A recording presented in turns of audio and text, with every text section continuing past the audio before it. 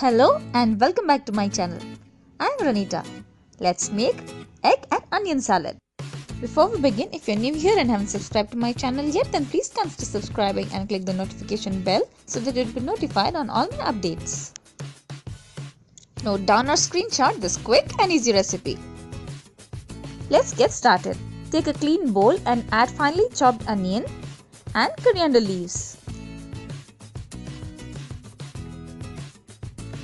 Mix onion and coriander leaves and keep it aside.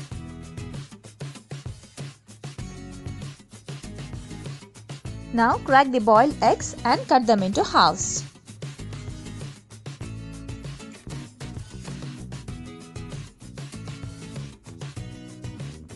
Next, drizzle some salt and chilli powder. You can also use pepper powder instead.